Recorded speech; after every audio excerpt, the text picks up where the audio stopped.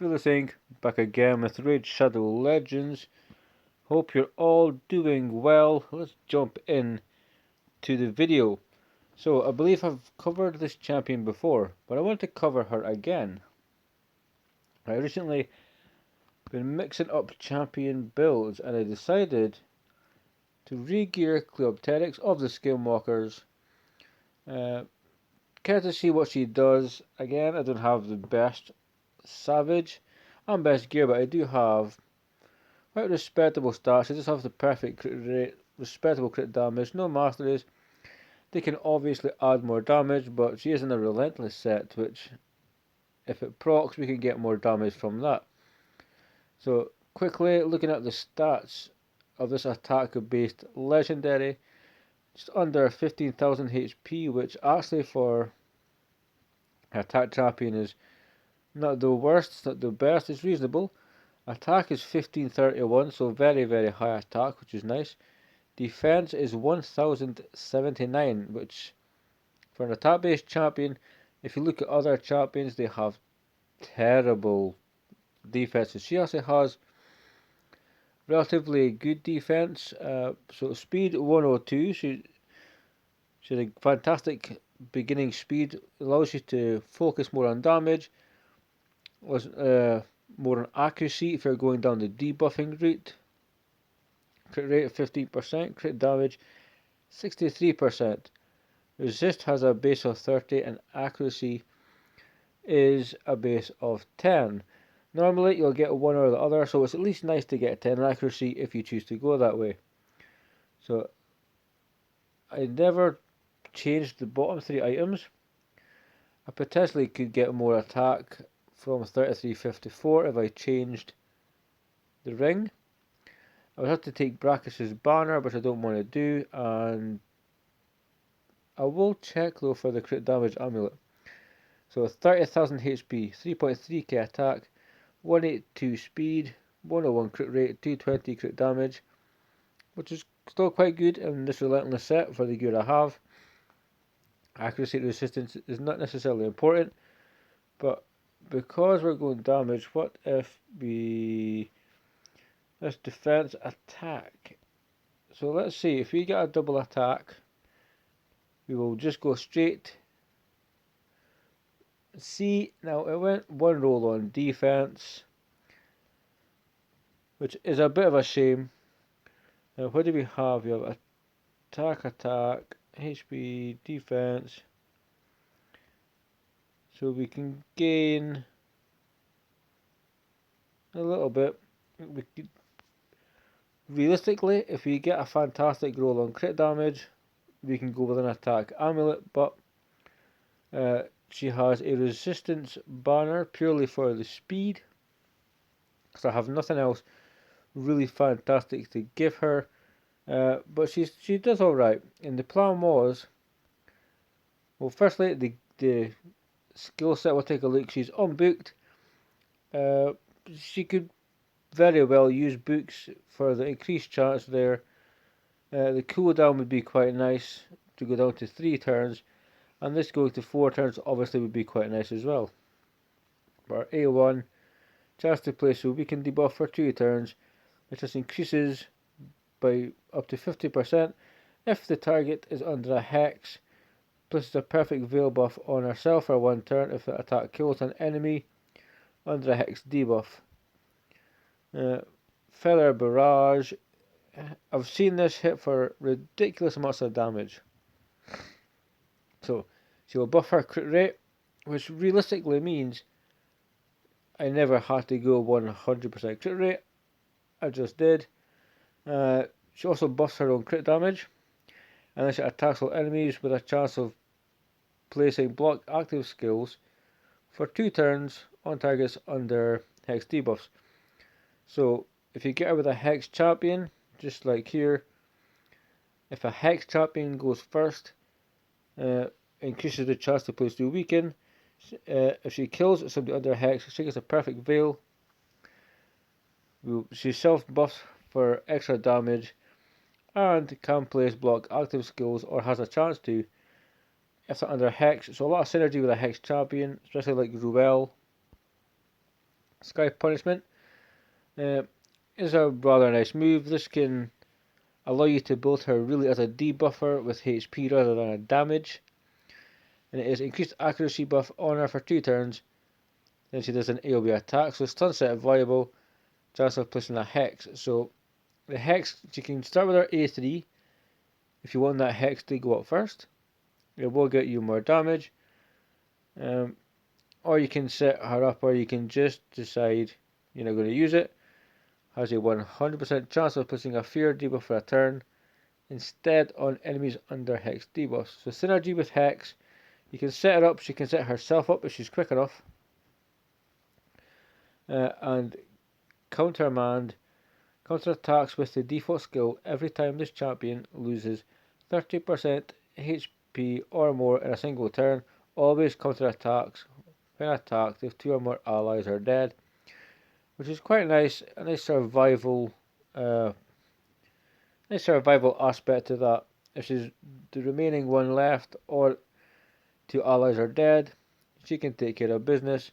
Masteries, I am going to farm, potentially go for Helmet Smasher and whatnot. And I really wanted to have some fun with her, so I was taking her into dungeons. Obviously, she can farm campaign. She's good in faction wars. I did use her in faction wars. I never actually used her for the 21 team. You can take her into Doom Tower, which I haven't actually been doing, but let's just quickly jump in. So we'll just see what we have here to get an idea. So I don't need that champion. What I will do is I will take him just take her just for a minute. And what we're going to do is we're going to, if the wave survives, go with our A3 first. So we're going to boost turn meter. We will unresistible decrease defense. The wave is potentially far too weak. I believe so. Now we do have next. We're going to kill everybody, so we're going to exit here and go straight to Dragon. Now I was messing around on Dragon. Unfortunately, stage 20, just due to affinity, doesn't really work. But I took her in anyway. She's good in most of the keeps. Just not the one she's weak affinity. I wouldn't take her there. As Golem, she could be good also as damage. You will need somebody else, obviously, to finish off the minions, help you get that block revive. She could also be used as a wave clear if you chose to do so. So we keep the unresistible decreased defense. We will take. We're going to take Duchess and we're going to take her. And we're going to see.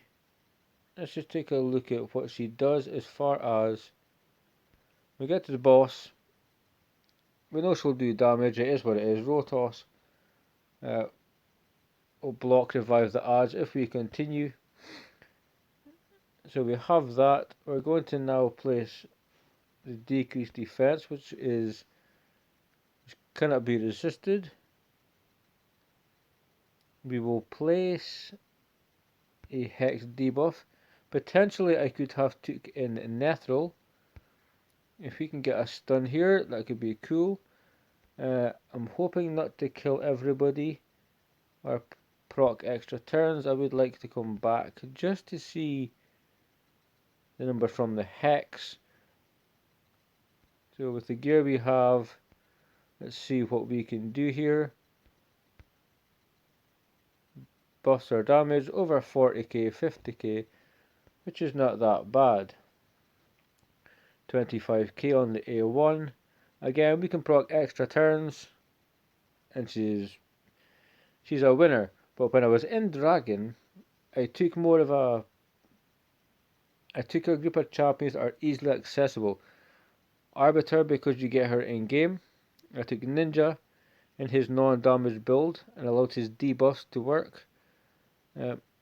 Just to code the Dragon, We got War Maiden, we could take in Stag if we chose to, we could take in several champions if we chose to. So we'll mess around here just a little bit longer, see how effective she is as far as getting extra turns.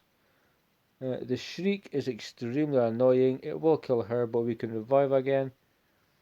She is full nuke, and that is obviously going to happen 9 out of 10 times if we're going against Ice Golem stage 20, purely just because the Terror Beast, the move is extremely strong.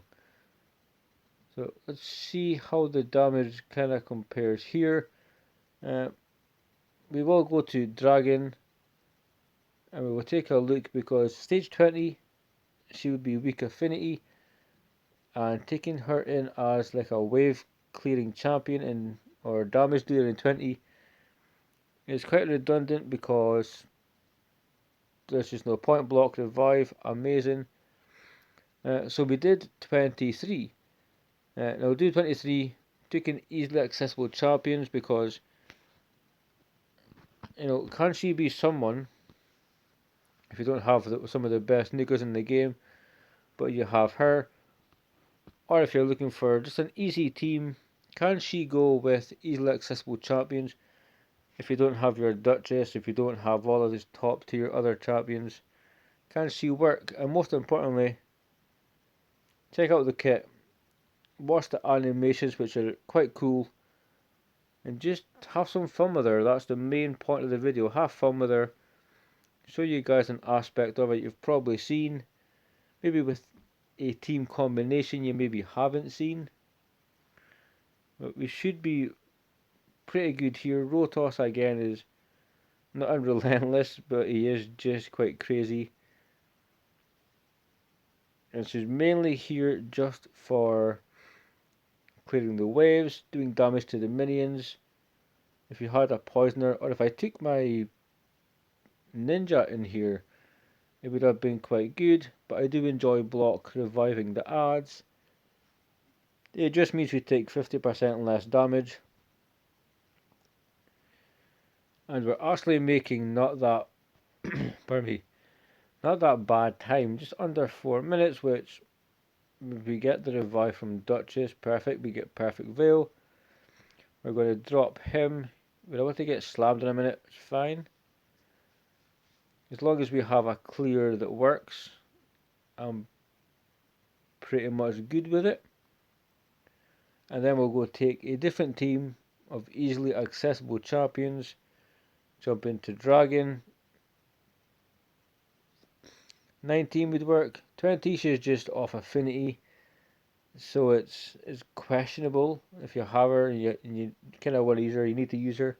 You probably will, but 23 being void, you don't have to worry about anything like weak affinity, strong affinity, but neutral affinity. So we're going to be doing stage 23 a Dragon. And roughly for that clear, it's about the same time as the Ice Golem is going to be. If anybody dies, that's why you take in a revive. So don't be alarmed that she's having a little siesta. Cleopterix has just been kind of busy, but she's back. And we have a clear there. Lilitu could have been Arbiter. We could have taken in many other champions, but she's a very good champion, over 1,000,000 damage. So if we're going here, let's take a look at the Dragon 23 team, or the team that did Dragon 23. So we have, let's take out Nethril because, no sorry, we need to remove Ceres. Yeah, where is my girl War Maiden? 100% chance to land, decreased defense, and she's just bloody amazing. We have also removed, cannot remember, I removed somebody else apart from So we have that. CC we can get from Ninja. War Maiden is in a stun set, so that's some damage from there.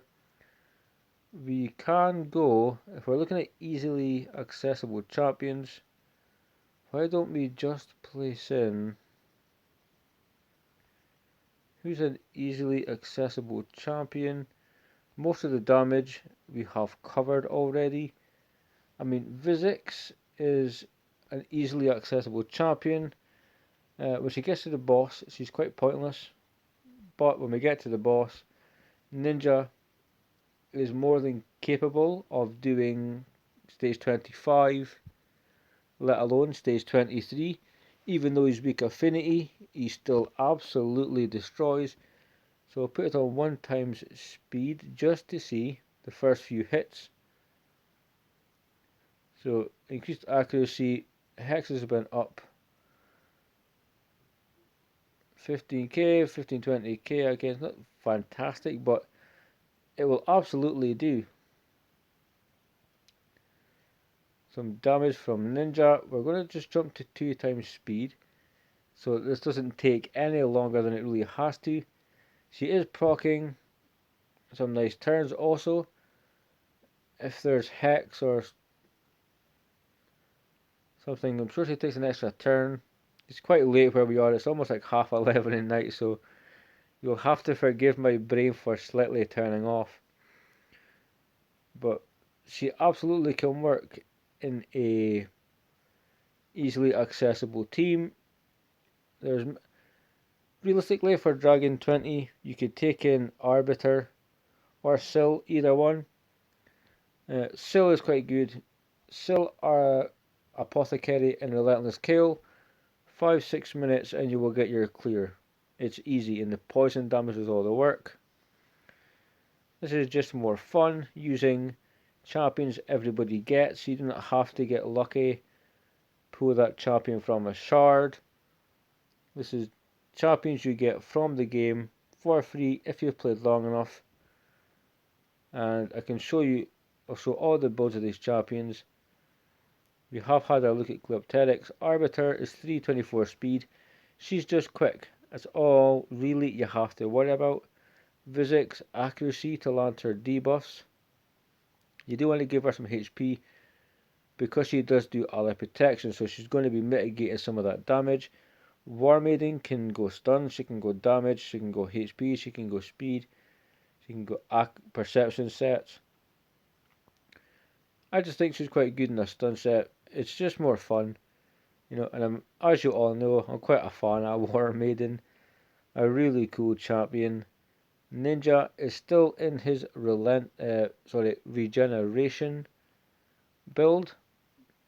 I think it's regen in speed, or it's regen and immortal, which allows him to heal himself.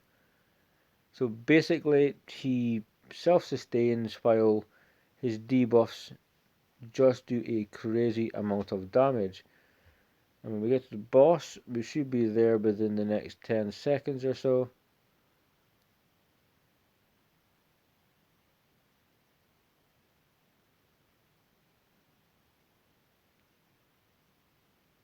Okay, last hit, 45. I mean, cleopterix, she does respectable damage.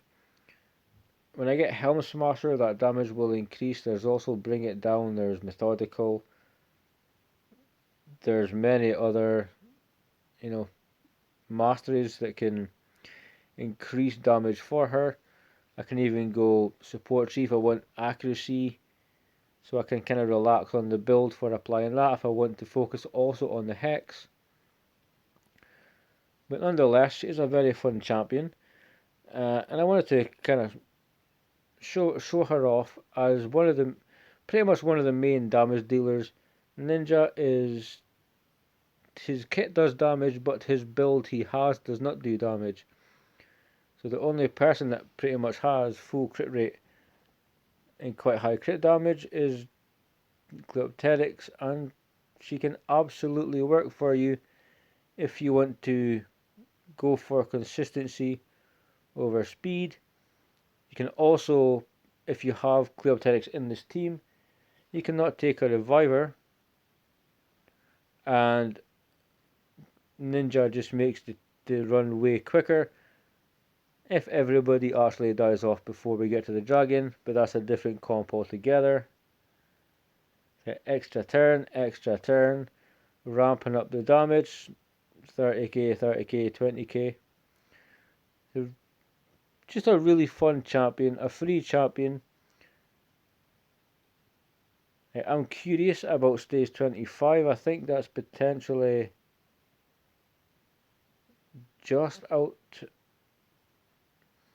of her length, but I might take a look at a future date for that one. See if we can come up with an easily accessible comp that can kick butt of Dragon 25. But here we go. Thanks to Arbiter and keeping us alive, giving us turn meter, mainly just keeping cleopterix alive. We have been able, with easily accessible champions, to have fun with cleopterix and 1.3 million damage, which is fantastic. Attack percent gloves, we're going to sell you. And that kind of does it for this one. I'll quickly show the other champions we had for Dragon. No, because they're easily accessible. Now obviously Arbiter is just speed, 324 speed as you can imagine. Vilisink has a defense banner on, believe it or not, just to keep her alive. 397 accuracy, you have 232 speed, 3.6k defense, almost 50k HP. But the other champions that we took in, obviously we have the relentless cleopterix, which is quite fun. Just imagine if I gave her Foley's savage gear, it could be even better. Now we need to scroll down if I remember who we used. So War Maiden is in this build right here. She has a, I take it back, it is not a stun build. I changed her recently for Clan Boss. But even with that being said, the Clan Boss build work for a War Maiden. Stun set is only if you require a little bit extra CC. She was recently, I think, rebuilt within the last like 4 or 5 days for a Clan Boss to give her some defense, some HP. So I can try out some things which I'll hopefully be able to show off in the future. And one of the builds I'm most proud of is this build here. So 63k HP, 2.8k attack, 213 speed, and he basically has some resistance, some accuracy, so his kit does all the work. So cleopterix, can you take her in as a wave clear if you need to? Yes. Can she accompany your other champions? Yes. Does she need to be set up with Hex? Not really. If you have the team around her that works, even if it's easily accessible free champions, she can still work. And that pretty much summarizes today's video. I thought it would be fun. It was fun. Fun for me anyway. I hope you guys enjoyed it. Looking at this build for cleopterix. Stay safe. Keep on raiding, guys. I'll see you soon.